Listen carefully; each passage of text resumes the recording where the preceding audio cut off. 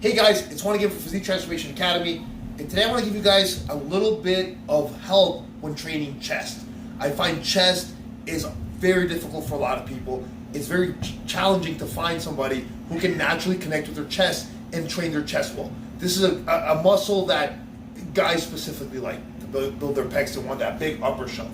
So, what's going to be the lesson? First, let's talk a little bit about anatomy. What's the job of the pecs? The pecs, what they do is they bring your arm across to the midline of your body. So that in itself tells you that that is how we shorten the pec. Now, a lot of exercises you're going to be bound to a barbell or a machine. When you are pressing, you want to think about creating motion of bringing the elbows in towards each other. You can either think the elbows in towards each other, or you can bring the elbows towards the midline of your body. When you're pressing, you're not just mindlessly going up and down. You want to think like you're coming up and you're bringing that in. Now, again, if you're holding onto a barbell or a machine, this motion is not actually occurring or happening. You can do that perhaps with dumbbells, but just the intent of creating that tension of bringing everything in is going to really help you contract the pecs. Now, apart from now knowing what the pecs do, that they come into the midline, you also want to think scapula. In order to build the pecs, or to build any muscle really, you need progressive overload.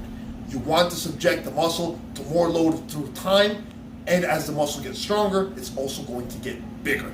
Now, with that said, if you don't have a stable base to press off from, which is going to be the back in regards to the lats, the rhomboids, the traps, you're never going to be able to maximally load the pecs. With that said, if you're pressing with your back relaxed and you're just moving like this, you're not going to be able to load the pecs with much at all.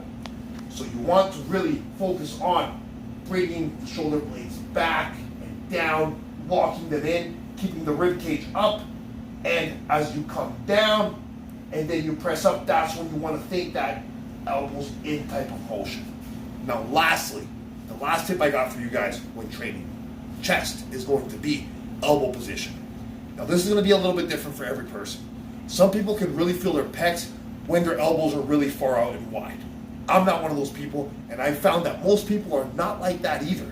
So, what do we do in that situation? I find that for the majority of people, keeping the elbows at about a 50 to 60 degree angle, so you're not pressing up here, you're almost pressing down here, and your thought is aiming like you're bringing that barbell or those dumbbells or that machine down towards your upper abs. Now, even though the thought is upper abs, realistically, you're just going to be hitting the lower chest. You're going to be here, and you're going to be pressing up. So I find that this angle works much better for most people in order to fully engage and contract the pecs. Now, I'm going to show you guys, for example, a dumbbell press, a dumbbell floor press, and you're going to see a lot of these tips in motion. Okay, guys, as you see, my elbows are not flared out here. Again, some people may feel it there. I find most people will feel a lot of shoulder there. So elbows are in at about a 45 to 60 degree angle. Sternum nice and high. Lats, traps, rhomboids locked in. Rear delts pinned against the floor. And as I press up, you're going to see this motion.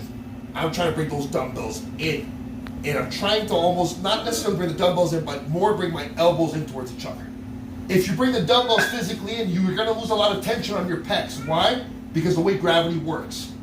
So, press up, elbows in towards each other, big chest, bring it back down, stop for a sec, engage the pecs, come up, contract.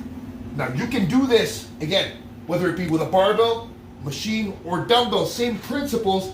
You may not just be able to bring your hands towards each other so much, but still the same intent. So guys, make sure you're not just mindlessly pressing when you're training chest. It's all these little tips that are going to take you from having an okay chest or a bad chest to a top level chest that you're going to love having on the beach.